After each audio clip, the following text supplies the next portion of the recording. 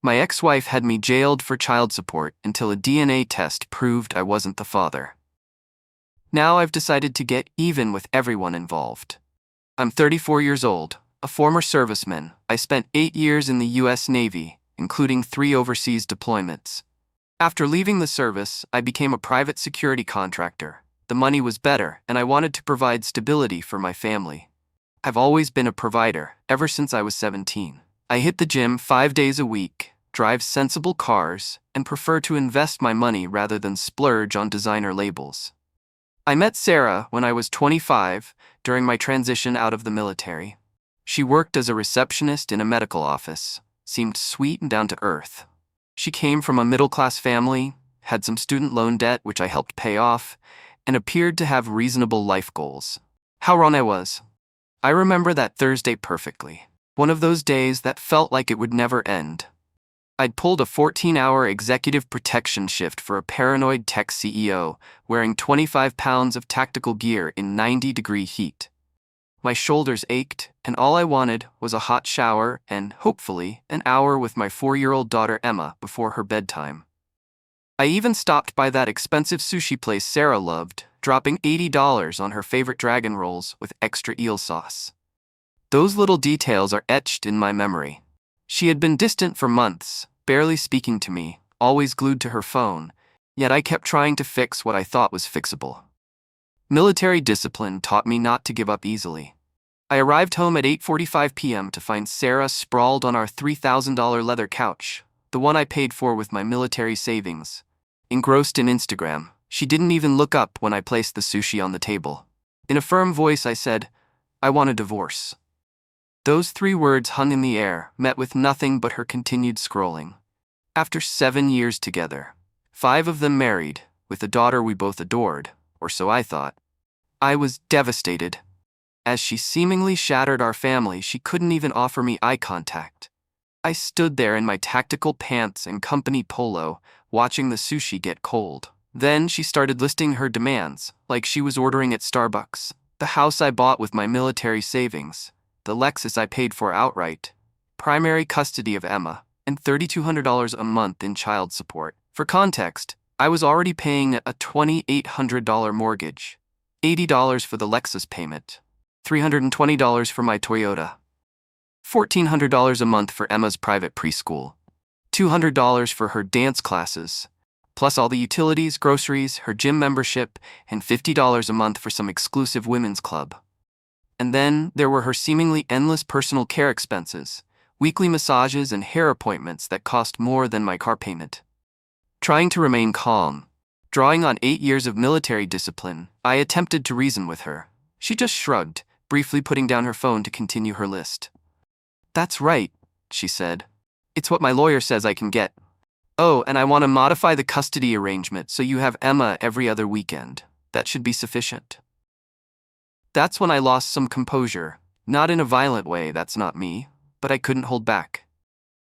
"Are you kidding me? I'm the one who takes Emma to school every morning, stays home with her when she's sick, taught her how to swim, reads her bedtime stories, and takes her to the park every weekend while you're off at yoga." Unfazed, Sarah went back to her phone. "Look, the courts usually favor the mother," she retorted. Something my lawyer later confirmed was unfortunately common. Then I realized something else. Emma wasn't home. It was 9 p.m. on a Thursday. Our little girl should have been asleep in her bed. "Where's Emma?" I demanded. Turns out she was at my mom's. This conversation had been planned for weeks. Sarah had a script, and there I was, still holding the sushi bag, convinced I could repair the irreparable. I set the uneaten sushi down. "How long have you been planning this?" I asked. Her slight smile made my blood boil. "Entitlement." That's all she said. That word hit me like a punch to the gut. After everything I had sacrificed, she felt entitled to the life I had built. "I need some air," I muttered, turning to leave. I couldn't stand to be in the same room with her. "Don't forget to get your things from the master bedroom," she called after me. "Already moved them to the guest room," she added, without a trace of emotion. I spent hours driving that night, trying to process what had just happened. My phone buzzed incessantly with messages from Sarah. "When you get back, we need to discuss the details. My lawyer wants to meet Monday. I expect you to be civil, for Emma's sake. Each message was another demand, pushing me closer to the edge. The following weeks were a blur of lawyers, paperwork, and the painful realization that Sarah was dismantling the life we had built. She had moved into the guest room and started going out more and more. Whenever I asked about Emma, the answer was always the same. She's at my mom's. She's at a play date. My first meeting with my lawyer, Richard, a former Army buddy who had been through something similar, was a wake-up call. Richard looked over the initial paperwork from Sarah's lawyer and sighed. I'm not going to sugarcoat this. Her demands are excessive, but not unheard of in California family courts. Courts tend to favor the mother unless you can clearly demonstrate otherwise. I clenched my fists. I'm the one who's with Emma day in and day out, I insisted. I'm the real caregiver. Richard took off his glasses and leaned forward. Do you have proof? He asked. Schedules, text messages, witness statements? I felt like a fool. I had spent years living my role as a father, never thinking I'd need to prove it. From that point on, I documented everything. Every time Sarah left Emma with someone. Every broken commitment. Every household expense. Meanwhile, Sarah was crafting a different narrative. To our friends, I was the controlling military man, a man who kept his wife financially dependent and didn't let her have any freedom. It was the opposite of the truth. Even some of our mutual friends started looking at me differently. I'll never forget the first custody exchange after the temporary arrangement was put in place. Sarah arrived in my Lexus, wearing expensive gym clothes, the ones I had paid for. That image is burned into my memory. Emma ran to me. I hadn't seen her in almost 2 weeks. Sarah stood there, tapping her foot impatiently.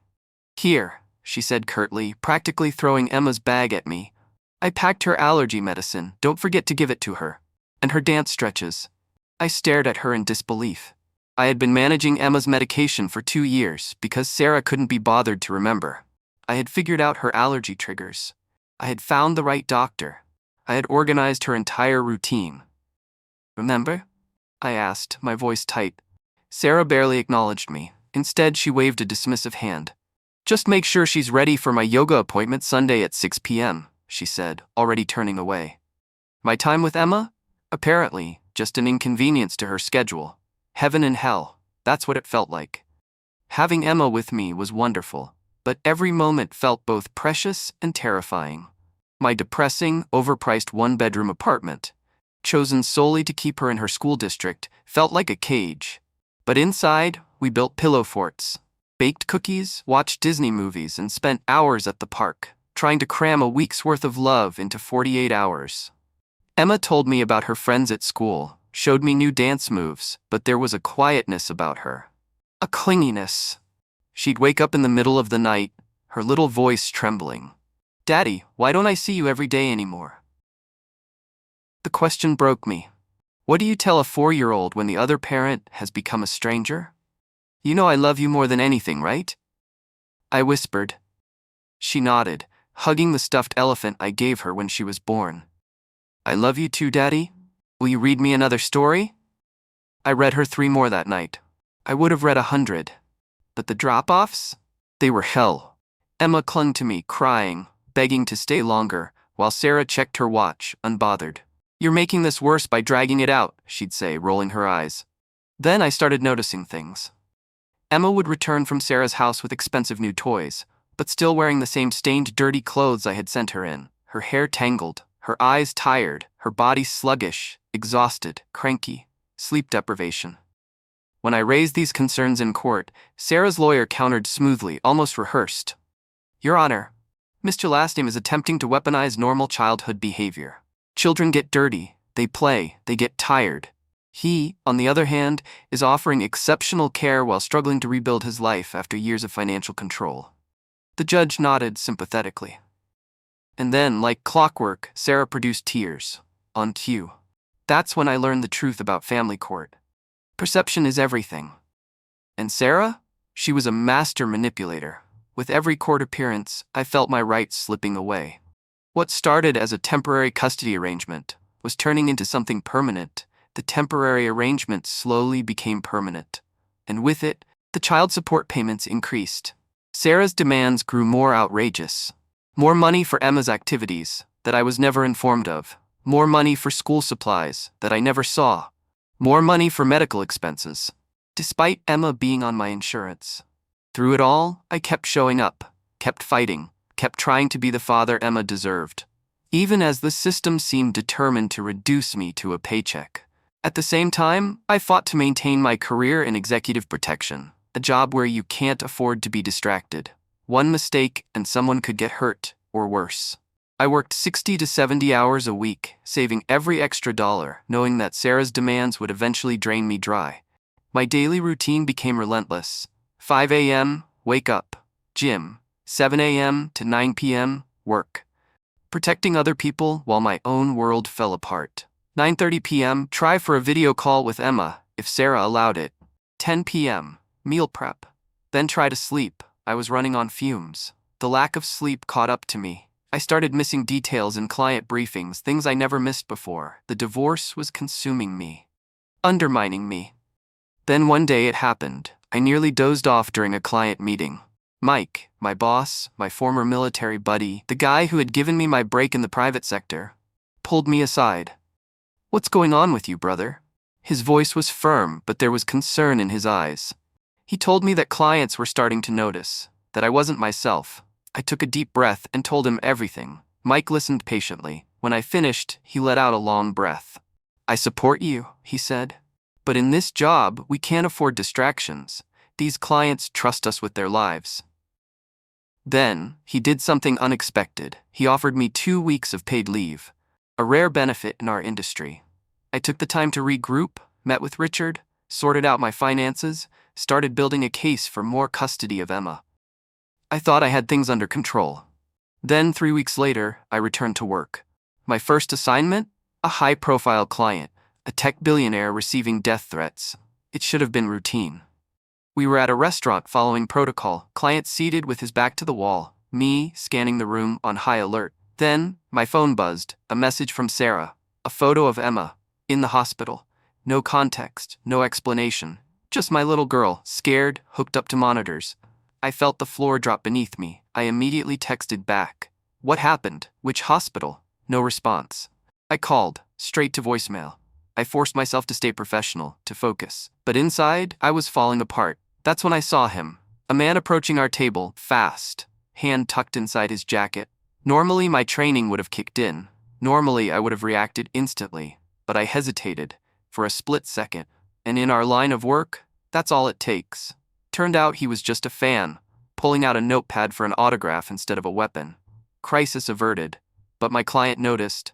My supervisor noticed. That night, I finally confirmed that Emma was fine.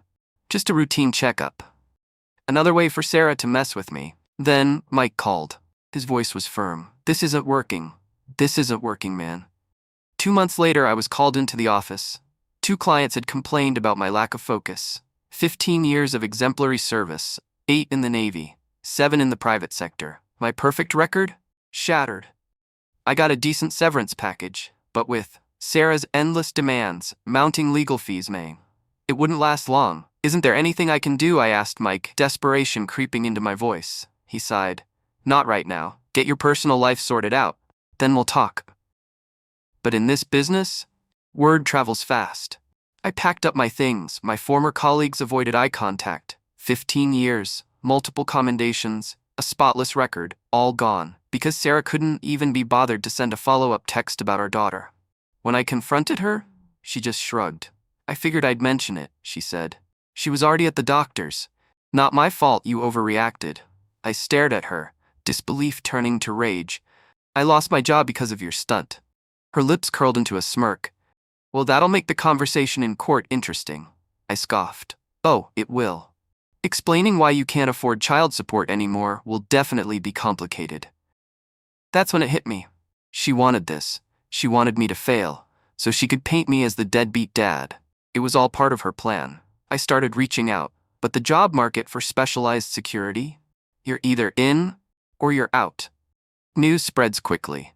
A few old contacts tried to help, but no one wanted to risk hiring a guy in the middle of a messy divorce. So I started applying for anything. Mall security, overnight watchman, bouncer, anything to bring in some income. The usual response? Overqualified. which really meant too expensive or too much of a flight risk. I finally landed a job, overnight watchman at a storage facility. Minimum wage, no benefits, graveyard shift, a far cry from executive protection, but it was all I could get. The hours were brutal. Working nights meant barely seeing daylight, sleeping even less, sacrificing what little time I had with Emma. I became a zombie, trying to be present for her while enduring rejection after rejection, watching my savings evaporate. And then, things got worse. Richard started talking about his fees. The apartment complex started sending late rent notices. Child support payments kept piling up regardless of how empty my bank account was. The first time I missed a payment, Sarah blew up my phone. "Where's my money? Knew you'd end up a deadbeat. Hope you enjoy jail." Each message felt like a stab wound. I had never missed a commitment in my life. Perfect credit.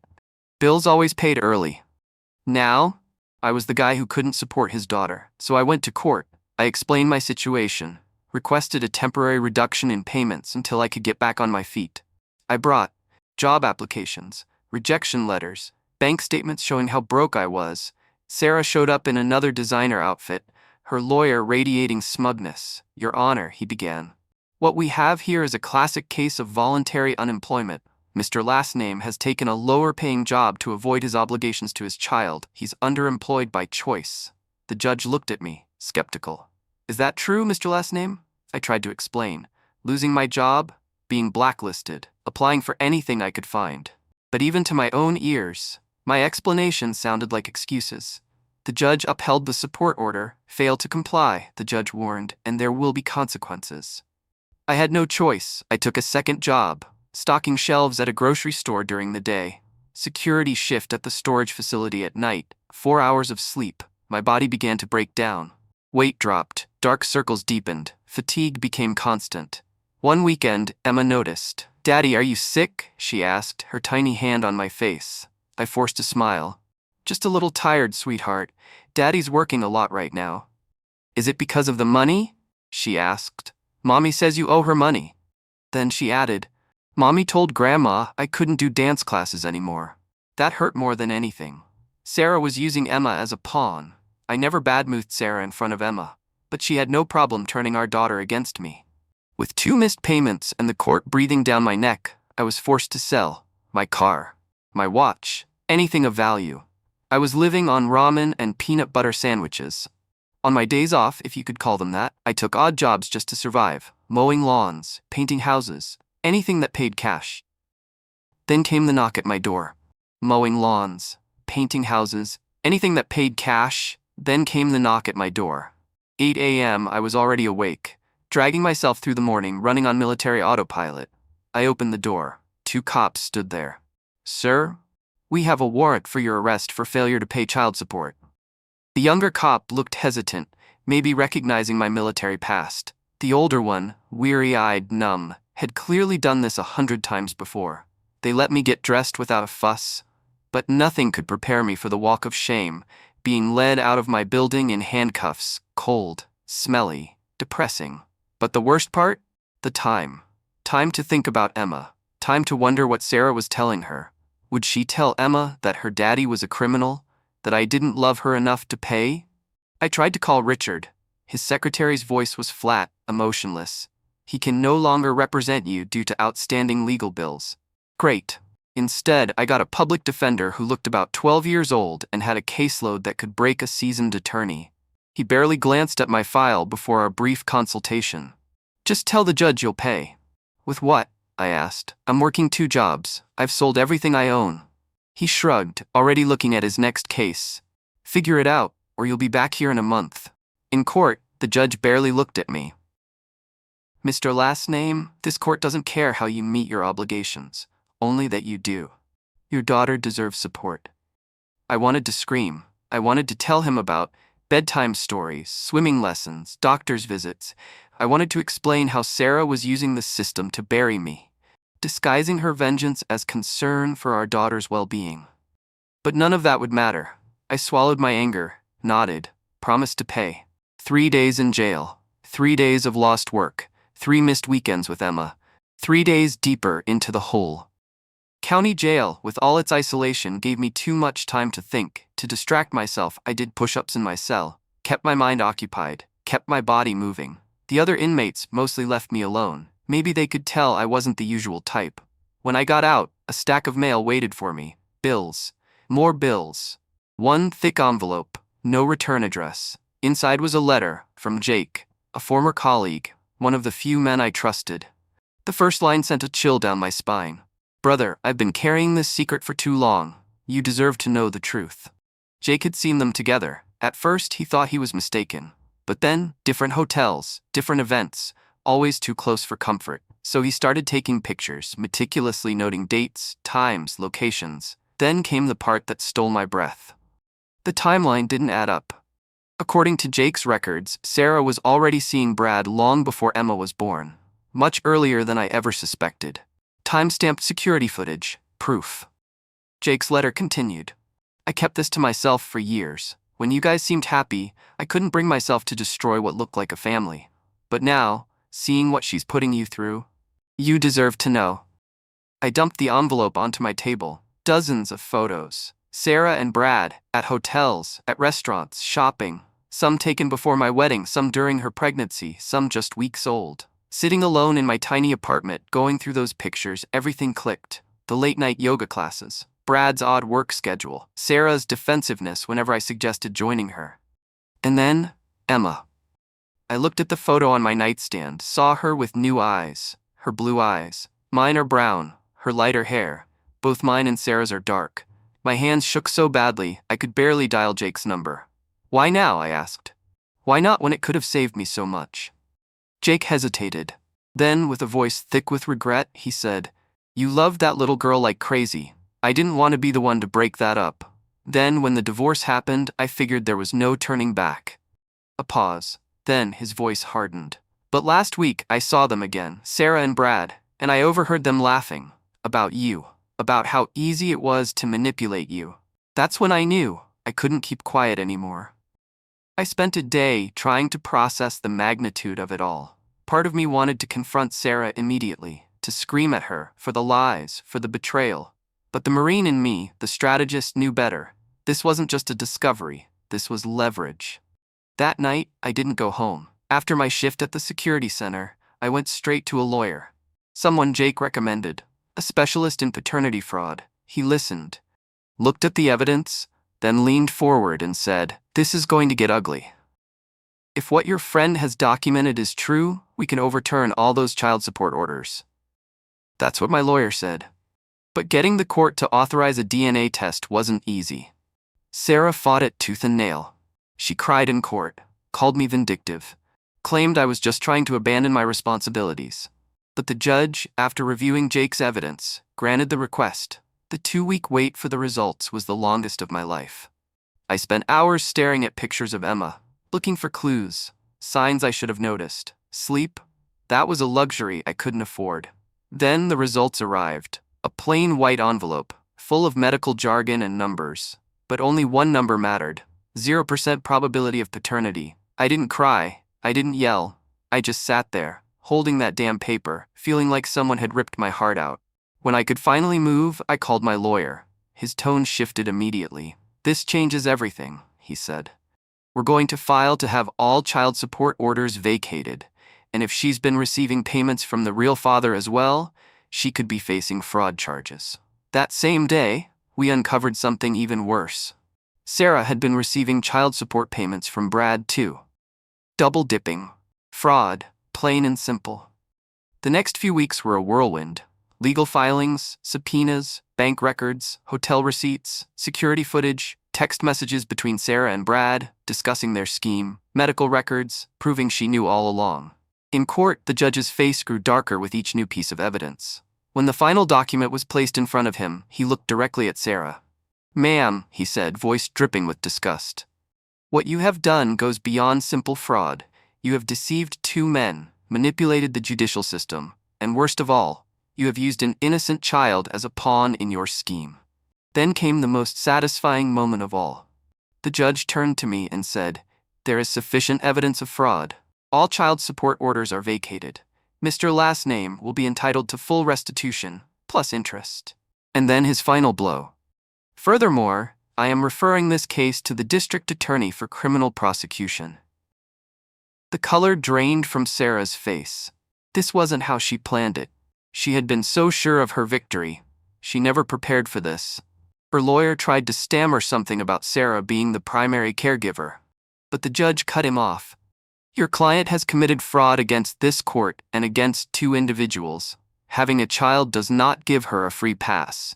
There in the courtroom, Sarah was taken into custody, and in a final twist of irony, during processing, they found a substantial amount of illegal pills in her designer handbag, intent to distribute. That 3-year sentence for fraud, it quickly became 7. As if that wasn't enough, Brad skipped town for Mexico the moment the support orders were dropped. Apparently, he had legal troubles of his own. 2 weeks later, I got a call from Sarah's sister. She wanted to apologize. Wanted to ask for my help in reducing Sarah's sentence. Claimed her sister had found religion in prison, that she recognized her mistakes. What about Emma? I asked. Her answer broke my heart. Emma's mother? In prison. Her biological father? Gone. She was headed for the foster care system. Even though I wasn't her biological father, I petitioned the court for custody, citing the strong, stable relationship I had with her. It was an uphill battle. The legal system isn't designed for cases like ours, but sometimes justice prevails. Today, Emma lives with me, full custody. It's not easy explaining to a 4-year-old why her mommy isn't around anymore, but we're building a new normal. I got a job managing security for a major hotel chain, decent hours, a salary that allows me to be home every night. But the best revenge? Watching Emma thrive. Her teachers say she's happier, she's making friends, excelling in her activities. Finally, sleeping through the night, something she never did when Sarah was around. And as for Sarah, last I heard, the prison food isn't up to her standards. Seems justice has a way of balancing things out in the end.